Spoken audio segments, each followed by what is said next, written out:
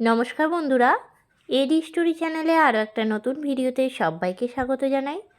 সম্পূর্ণ নিরামিষভাবে আজকে আমি তৈরি করেছি লাউ শাকের একটা নতুনত্ব রেসিপি। পুরো ভিডিওটা স্কিপ না করে দেখে নিন, আশা করি সবার খুব ভালো লাগবে। একদম কচি কচি লাউ শাক ডাঁটা দিয়ে এই রেসিপিটা বানিয়ে নিতে পারেন।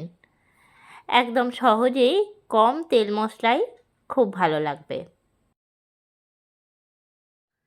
আমি এখানে লাউ শাক আর তার সাথে লাউ শাকের কচি কচি ডাঁটাগুলোকে কেটে নিয়েছি।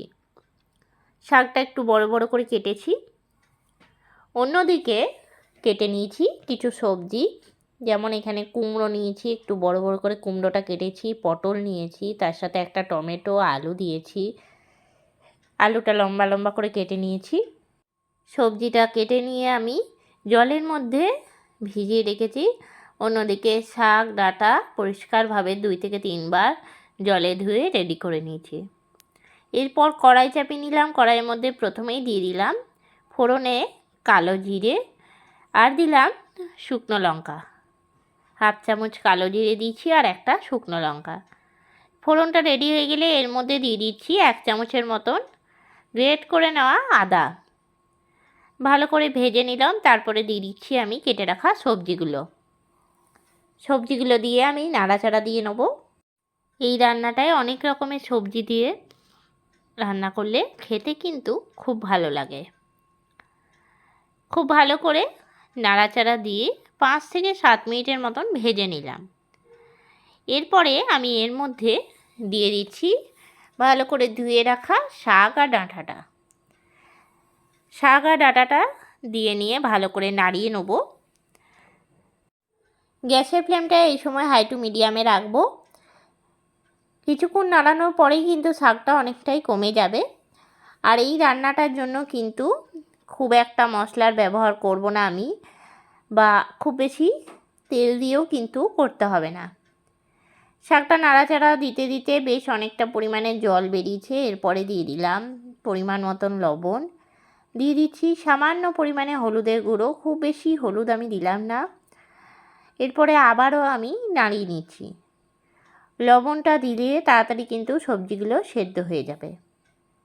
যতটা সম্ভব বিনা মশলায় রান্নাটা করলে কিন্তু রান্নার স্বাদটা দ্বিগুণ বেড়ে যাবে। এরপরে দিয়ে দিলাম আমি কয়েকটা চেরা কাঁচা লঙ্কা। সব কিছু দিয়ে ভালো করে নাড়িয়ে নিয়ে দিয়ে দেবো একটা চাপা ঢাকা বেশ কিছুক্ষণের জন্য, যতক্ষণ না সেদ্ধ হয়। সবজিটা সেদ্ধ হতে হতে অন্যদিকে আমি বেশ কিছুক্ষণ আগে ভিজিয়ে রেখেছিলাম গোবিন্দভোগ চাল। আমি এখানে হাফ কাপের মতন ভিজিয়েছিলাম, সেটা একদম মিহি করে বেটে নিয়েছি। অন্যদিকে সবজিটা সেদ্ধ হয়ে গেছে। ঢাকনাটা খুলে একবার ভালো করে নাড়িয়ে নিলাম। বেশ অনেকটা পরিমাণে জল বেরিয়েছে শাকের থেকে। ওপর থেকে দিয়ে দিলাম আমি বেটে রাখা চালটা। গোবিন্দভোগ চাল দিলে একটা খুব সুন্দর সেন্ট ওঠে, আর রান্নাটাও কিন্তু একটু মোটা হয়ে যায়, মানে ঝোলটা কিন্তু একটুখানি মোটা হয় আর খেতেও কিন্তু দারুণ লাগে, একদম অন্যরকম স্বাদের। ভালো করে 10 মিনিটের মতন গ্যাসের ফ্লেমটা লোতে রেখে নাড়িয়ে নিচ্ছি।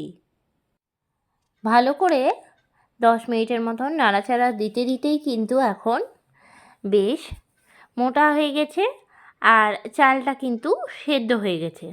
যেহেতু চালটা বেটে দিয়েছি তাই সেদ্ধ হতে খুব বেশি সময় লাগে না। ওপর থেকে দিয়ে দিলাম একটুখানি চিনি, 1-1.5 চামচের মতন চিনি দিলাম। একটুখানি মিষ্টি দিলে খেতে বেশ মিষ্টি মিষ্টি লাগে। ভালো করে নাড়াচাড়া দিয়ে নিলাম। আপনারা চাইলে ওপর থেকে সামান্য ঘি দিয়ে নিতে পারেন, তবে আমি এখানে ঘি দিইনি। ভালো করে নাড়াচাড়া দিয়েছি। এখন হয়ে গেছে লাউ শাকটা। নামিয়ে একটা প্লেটের মধ্যে আমি তুলে রাখছি। কেমন লাগলো আজকের রেসিপিটা অবশ্যই জানাবেন। রুটির সঙ্গে হোক কিংবা ভাতের সাথে এই রেসিপিটা খেতে কিন্তু দারুণ লাগে। আপনারা অবশ্যই একবার এইভাবে তৈরি করে দেখবেন, আশা করি সবার খুব ভালো হবে। আজকের এই রেসিপিটা আপনাদের ভালো লেগে থাকলে লাইক করবেন, শেয়ার করবেন। এই চ্যানেলে নতুন বন্ধু হয়ে থাকলে চ্যানেলটা সাবস্ক্রাইব করার অনুরোধ রইল। আর যারা ফেসবুক পেজ থেকে দেখছেন অবশ্যই পেজটাকে ফলো করে দেবেন। আবারও নতুন কোনো রেসিপি নিয়ে হাজির হব। সঙ্গে থাকুন আর দেখতে থাকুন। সবাই ভালো থাকবেন, সুস্থ থাকবেন।